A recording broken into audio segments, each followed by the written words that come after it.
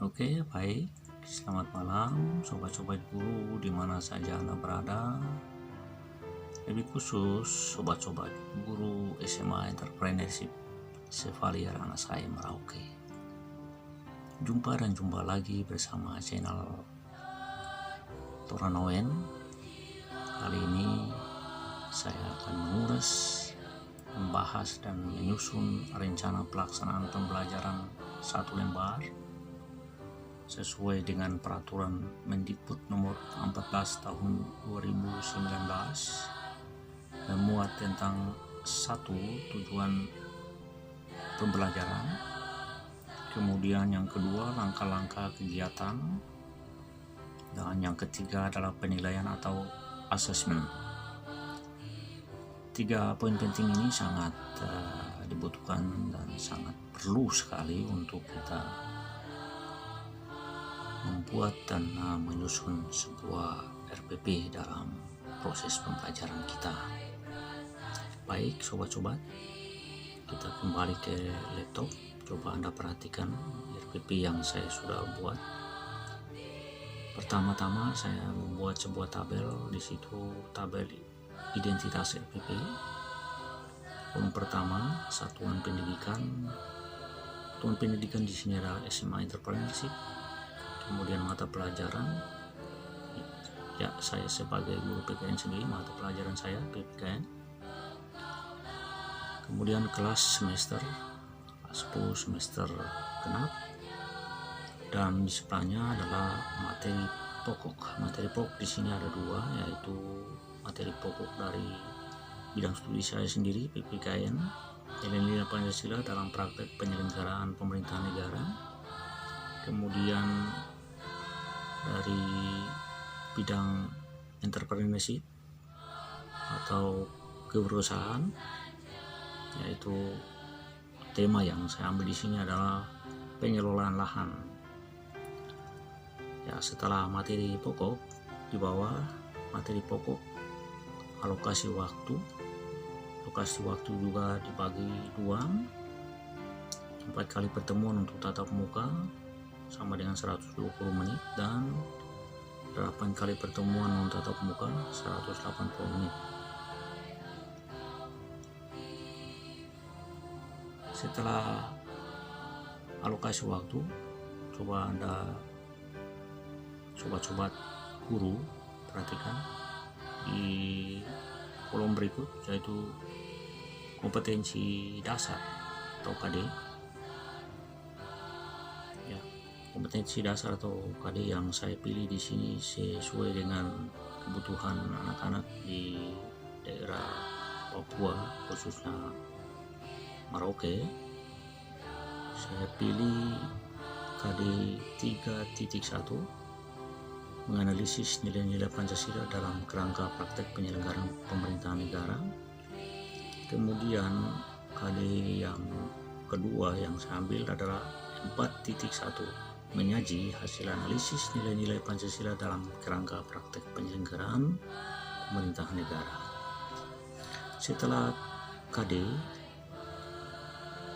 atau kompetensi dasar, kita masuk pada tabel ini, kolom yang terakhir, yaitu indikator pencapaian kompetensi atau IPK. Indikator pencapaian kompetensi atau IPK ini saya ambil dan saya juga memilih dari beberapa IPK yang sudah disusun berdasarkan kurikulum. Yang pertama adalah 3.1.1,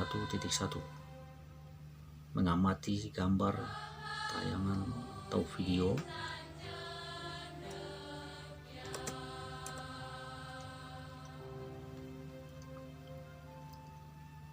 Film dengan penuh rasa syukur dan membaca dari berbagai sumber buku, media cetak maupun elektronik, nilai-nilai Pancasila dalam kerangka praktek penyelenggaraan pemerintahan negara. Kemudian IPK yang berikut 3.1.6, menemukan data dan informasi tentang nilai-nilai Pancasila dalam kerangka praktek penyelenggaraan pemerintahan negara. Kemudian IPK yang berikut 4.1.1 menyimpulkan hasil data dan informasi tentang nilai-nilai Pancasila dalam kerangka praktek penyelenggaraan pemerintahan negara. Dan IPK yang terakhir 4.1.3 mempresentasikan hasil versifikasi data dan informasi tentang nilai-nilai Pancasila dalam kerangka praktek penyelenggaraan pemerintahan negara. Ya, itu adalah identitas RPP yang saya sudah susun dengan rapi. Kemudian kita masuk pada tujuan pembelajaran, di mana tujuan pembelajaran, langkah-langkah pembelajaran dan penilaian sesuai dengan peraturan Mendikbud nomor 14 tahun 2019. Tujuan pembelajaran: setelah mengikuti proses pembelajaran, peserta didik diharapkan dapat menganalisis, menyaji, mengamati, menemukan, menyimpulkan, mempresentasikan nilai-nilai Pancasila dalam kerangka praktek penyelenggaraan pemerintahan negara. Kemudian butir B, langkah-langkah pembelajaran. Langkah-langkah pembelajaran terdiri dari dua, yaitu media dan alat atau bahan. Media di sini saya pakai adalah SEL, Student Experiential Learning. Kemudian laboratorium, hidroponik, lembar penilaian, dan LCD atau proyek. SEL di sini adalah sebuah diktat yang saya sudah kemas ini untuk selnya, untuk diktatnya. Diktat ini adalah paket belajar aktif Student Experiential Learning PPKN. Nah, ini saya sudah kemas dari buku paket siswa dan juga buku pegangan guru bidang studi PPKN. Di dalam sel ini memuat tentang tugas-tugas yang berhubungan dengan mata pelajaran yang ada pada buku paket. Ya, tugas-tugas yang saya ambil yang penting-penting sesuai dengan kondisi siswa. Ya, itu selnya. Ya, kita kembali ke laptop.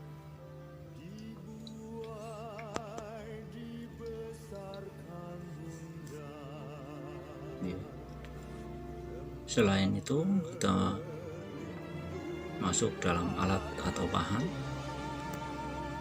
Alat atau bahan yang kita pakai dalam proses pembelajaran adalah, di sini saya pakai papan whiteboard, penghapus, ya, spidol, laptop, dan fokus HP itu untuk tatap muka. Sedangkan untuk non tatap muka adalah traktor, pajak tanah, kemudian pacu, sekop, bibit, pupuk, obat hama, polybag, botol plastik, styrofoam, gelas plastik, kain sumbu, gunting, parang, pisau, kayu, tali, dan lain-lain. Itu alat-alat yang perlu kita siapkan sebelum proses belajar mengajar non tatap muka berlangsung di laboratorium. Ya. Kemudian sobat-sobat perhatikan, kita masuk pada tabel berikut, yaitu kegiatan inti. Sebelum kita masuk dalam kegiatan proses belajar mengajar inti, kita masuk dulu, awali dulu dengan kegiatan pendahuluan, yaitu kita tentukan waktu 15 menit. yaitu senangi. 1. Sapaan hangat dan bersahabat dengan. Titik 1. Melakukan pembukaan dengan salam pembuka dan berdoa untuk memulai pembelajaran dalam kurung PPKN religius. Titik 2. Memeriksa kehadiran peserta didik sebagai sikap disiplin atau absensi. Kemudian titik 3. Menyiapkan fisik dan psikis peserta didik atau SPAD. Di sini biasa saya gunakan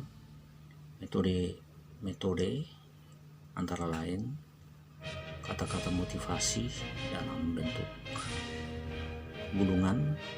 Saya masukkan dalam kertas, saya masukkan di dalam plastik, ya, sebuah botol plastik. Kemudian selain dari kata-kata motivasi, saya juga awali dengan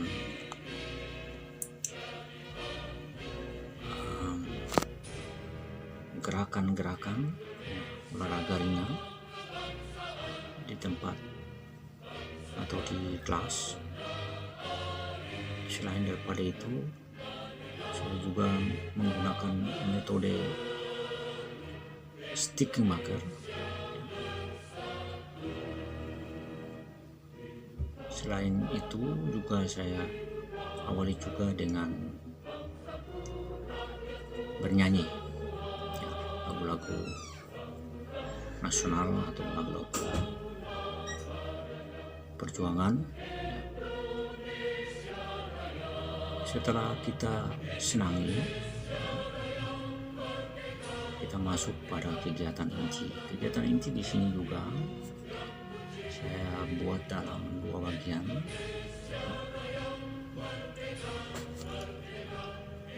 Yaitu kegiatan inti 90 menit tatap muka dengan 30%. Di sini saya tulis student experiential learning, ya, metode yang saya pakai untuk mata pelajaran saya.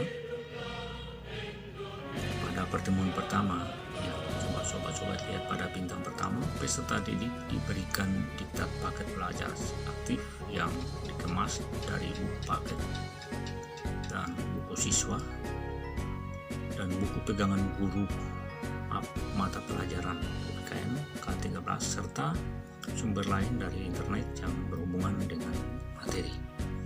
Kemudian pertemuan kedua yaitu peserta didik diarahkan untuk membacakan petunjuk kegiatan belajar dalam sel.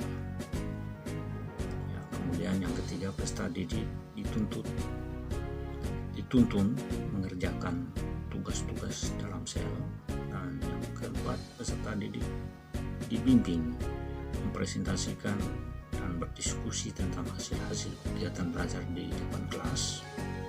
Yang terakhir, pertemuan yang kelima, peserta didik diberikan penilaian atas hasil kegiatan belajar. Kemudian untuk kegiatan inti 150 menit non tatap muka 70%, yaitu laboratorium atau lab. Di sini sesuai dengan tematik yang ditentukan, yaitu pertanian. Pertemuan pertama, peserta didik diberi petunjuk tempat lab atau lahan yang perlu dibersihkan sebagai wujud kerjasama dan gotong royong. Kemudian yang kedua, peserta didik dituntun mengelola tanah sebagai wujud nilai-nilai Pancasila dalam praktek penyelenggaraan negara. Ini saya sudah kolaborasi PPKN dengan entrepreneurship pada bagian ini, bagian inti laboratorium ini atau pertemuan non tatap muka. Yang ketiga, peserta didik dibimbing menyemai berbagai jenis bibit pada hidroponik sekolah sebagai wujud Pancasila dalam tugas dan wewenang setiap lembaga negara. Kemudian yang keempat, peserta didik diajarkan cara menanam berbagai jenis tanaman sebagai wujud Pancasila dalam tugas dan fungsi dari lembaga-lembaga negara. Yang kelima, peserta didik diajarkan merawat lahan atau lab sebagai wujud menjaga persatuan negara. Dan yang keenam, peserta didik didampingi memanen hasil usahanya sebagai wujud sikap positif terhadap sistem pemerintahan di Indonesia. Dalam pertemuan yang ketujuh, peserta didik dibantu memasarkan hasil usahanya sebagai wujud tolong-menolong. Dan yang terakhir, yang kedelapan adalah peserta didik dilatih mempertanggungjawabkan hasil usahanya dalam bentuk laporan atau progres sebagai wujud tanggung jawab terhadap pemerintah negara Republik Indonesia atau NRI. Demikian langkah-langkah kegiatan inti pada RPP yang saya sudah buat ini. Pada kegiatan inti terakhir, perhatikan pada tabel ini, kolom kegiatan akhir di sini adalah 15 menit. Di sini saya tulis inspirasikan, inspirasi. Peserta didik membuat langkah-langkah konkret atau nyata untuk menerapkan nilai-nilai Pancasila dalam praktek penyelenggaraan pemerintahan negara di sekolah, asrama, dan masyarakat. Mengapa sampai di kolom terakhir ini saya tulis asrama? Karena sekolah kami berpola asrama, ya, SMA Entrepreneurship berpola asrama. Maka diharapkan agar setelah proses pembelajaran ini siswa mampu dan bisa membuat langkah-langkah yang nyata di dalam kehidupan mereka berasrama, ya, bersekolah, maupun di dalam kehidupan bermasyarakat bersama masyarakat di kampung-kampung sekitar sekolah. Ya, demikian, ya, itu kegiatan inti yang saya sudah susun dan saya sudah kolaborasi ilmu PKN dengan ilmu entrepreneurship. Kemudian poin terakhir adalah penilaian. Ya. Penilaian di sini melalui portofolio, hasil kerja siswa atau LKPD, dan tes-tes tertulis. Nah, itu nanti dilampirkan dengan dokumentasi kegiatan-kegiatan di laboratorium maupun di tatap muka di kelas. Ya. Dan bagian terakhir sekali, jangan lupa tanggal penyusunan RPP. Di sini saya buat pada tanggal, ya, tulis di sini Merauke, 13 Juli 2020. Kemudian mengetahui kepala sekolah Pastor Dr. Aloysius Patmayani, MSc MA MPD.